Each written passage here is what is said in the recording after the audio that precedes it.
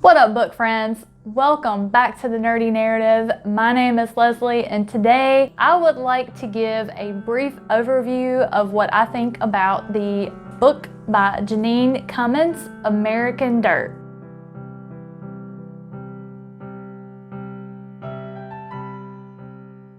American Dirt is by Janine Cummins, and this book came out last year and was kind of a sensational entrance to the book world. At first it was very popular and well received. As you can see, it's got the little tag on there for it was Oprah's book club had it going, and then all of a sudden there was a lot of drama surrounding it. I am not 100% sure what happened, but I did see some articles and tweets calling this book racist.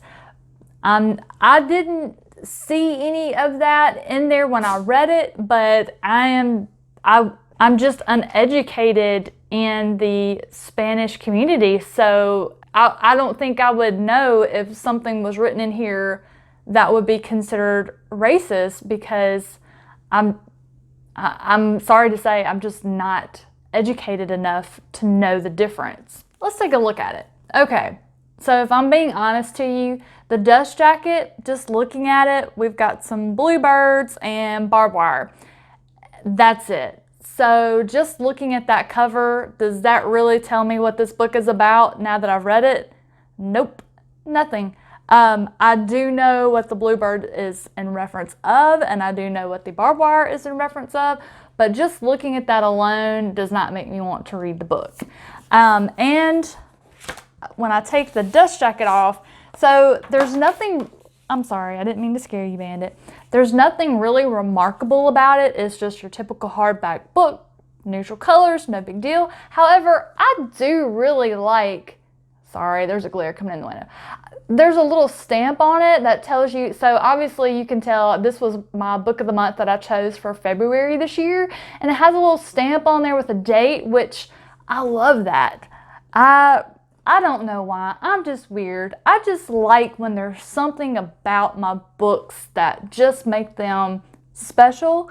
And so that little stamp, it makes me happy and makes me feel special. So now that we've got the physical part out of the way, here's the blurb. Oh Lord. Okay, her middle name I cannot pronounce, so we're just going to skip that middle name.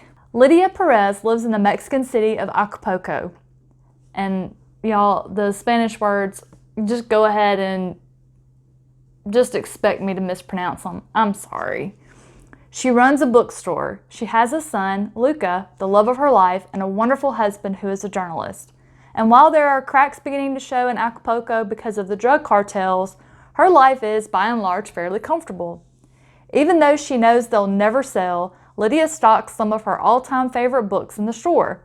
And then one day a man enters the shop to browse and comes up to the register with a few books he'd like to buy, two of them being her favorites. Javier is, I have no idea how to pronounce this word. I'm not even going to try to say it. Eurudite. He is charming, and unbeknownst to Lydia, he is the jefe of the newest drug cartel that has gruesomely taken over the city. When Lydia's husband's tell-all profile of Javier is published, none of their lives will ever be the same. Forced to flee, Lydia and 8-year-old Luca soon find themselves miles and worlds away from their comfortable middle-class existence. Instantly transformed into migrants, Lydia and Luca ride La Bestia, trains that make their way north towards the United States, which is the only place Javier's reach doesn't extend. As they join the countless people trying to reach El Norte, Lydia soon sees that everyone is running from something. But what exactly are they running to? American Dirt will leave readers utterly changed. So that blurb, after having read the book, absolutely is an adequate representation of this novel. And I actually loved this book. It was an absolute page turner. The action begins in chapter 1 and it doesn't stop. I do know that it is a fictional work that is based on true happenings that happen in Mexico and all of the cities inside of it, as well, you know, the cartels. And there are statistics that show in 2017 in Mexico, the most dangerous profession you could have was being a journalist, as Lydia's husband was. And it just kind of outlines how people are forced to pay the cartels for everything. If you have a business, you have to pay them to be able to operate in what they consider their area. And even so, that doesn't guarantee you're going to always be safe. You all have seen the movies, like Man Under Fire with Denzel Washington. They kidnap the richer ones' children for ransom. It is dangerous. Just the sheer numbers of people who have disappeared, never to be seen again, and nobody cares. Nobody is even helping to look for them. And this story follows Lydia and her son and other migrants as they journey through the different areas with the different cartels, and they're trying to dodge the border patrol and the corrupt police and make it through to the safety of the United States. Yes, they are migrants. They're looking to enter the United States illegally. So if that kind of thing offends you, don't read the book. I'm just going to tell you now. I'm not criticizing anyone because, in my opinion, unless you have stood in their shoes, you don't know what you would or would not do. Would I recommend this book? Yes. I would recommend this book. Now, depending on who you are and what I know about your political views, I may not. Okay, so let's talk about some likes and dislikes. One thing I really liked is she incorporates Spanish words sprinkled throughout here and there. You can use the context clues and, for the most part, and know what they're talking about. But what I enjoyed is, if you've been watching my channel for a while, you know that I've been using the app Duolingo to learn Spanish. And so I really enjoy getting to put that knowledge to use, because right in the first chapter, Luca refers to abuela, and abuela means grandmother. And I just read it and knew exactly who he was talking about. And I just really got a kick out of that. I know that's probably small, but I always try to find joy in the small things. I've just always been that kind of person. I'm just usually sunny disposition. I'd rather be happy than sad. So what can I say? Like I said, action-packed, page-turner. Love that. I was never once bored reading this book. And it is intense. And it has some very horrible situations. She doesn't go into graphic detail to where I felt like I had to stop and shut my mind off and put it down and pick up another book to kind of get my mind off of it, or allow my brain to reconcile what I read. So I really enjoyed, once I started it, I was able to focus on it and knock it out, and enjoyed every moment of it. Dislikes. So the only thing I can really tell you that I disliked is basically, I didn't like where it ended, because I wanted more. I wanted to have more information into... So, how do I put this? Because I do not want to spoil this in any way, shape, form, or fashion. But basically, they reached their destination and the story stopped. I wanted more.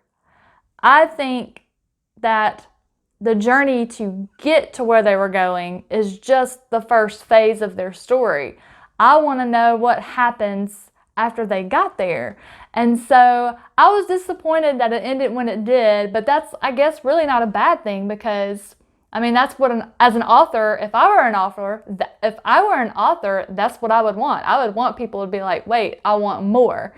So if I had to say something I dislike, that's it, but it's really not a dislike. So, I mentioned that there was some drama surrounding the book. I did recently read an article by Jim Harris, who said that he published a book in 2016, and he has actually written Oprah, written Miss Cummins' publisher, and her, and just kind of was saying, hey, this book was plagiarized. And it was either his editor or his publisher that read the book and was like, hey, you've been plagiarized. He kind of joked and was like, well, if it starts like this, and he said blah, blah, blah, then yeah, I'm gonna hire an attorney. And that's exactly, like both their books, he said there was like 17 events in a row, 17 events like from start to finish that exactly matched up. So the author said she began researching and writing her novel in 2013. So it's hard to say, what happened there. It could be that there is just that much similarity in what happens to migrants as they travel, that's how they both came to write similar stories. I'm not getting into all that, but I am telling you that, I am letting you know, if you decide to research this book a little bit before reading it, you're going to have a bunch of drama pop up when you Google it. All that to say, it is a fiction book. Take it as you will. I said I did not care. And I mean, as far as drama goes, if I'm being honest, the entire reason that I picked this book up is because Philly D covered it on his show, because people were up in arms that Oprah had it, that Oprah chose it for her book club, and there was all this hoopla going on about it. Philly D covered it, it was negative press, and I said, oh, that's one of the books that I can choose for my book of the month. Totally getting it. I mean, so negative press is still good press. At any rate, I hope you enjoyed this video. I hope you pick that book up and give it a try if that's the kind of story you're interested in. I found it very intriguing. It was, if nothing else, I don't care if it was plagiarized. I don't care what drama is surrounding it. What this book did for me, the news has desensitized us as Americans to the migrants. They just show them huge masses of them traveling to beg for leniency to enter the States, and they're just a mass of people. What Miss Janine Cummins did in her book is she gave migrants a face. She gave them a name. She gave them a life, individuality. These people migrants are not just the dregs of society from Mexico trying to come over here.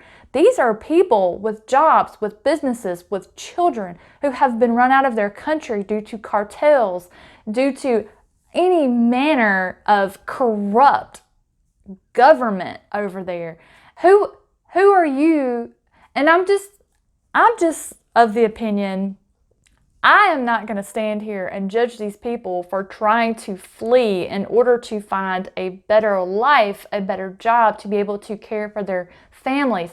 There were migrants in this story that simply went across the border to work for a few months to make enough money to come back to care for their families. I mean, I just don't think it's fair to judge when you've never been in their shoes, because I know that I would do whatever it took for my family, for my pups even. So just keep that in mind and read this story with an open mind. Thank you for stopping by and joining me for a little book chat. I hope you enjoyed this video. If you did, don't forget what you're supposed to do at the end. Thumbs it up. Have a great rest of your day, and I'll see you soon.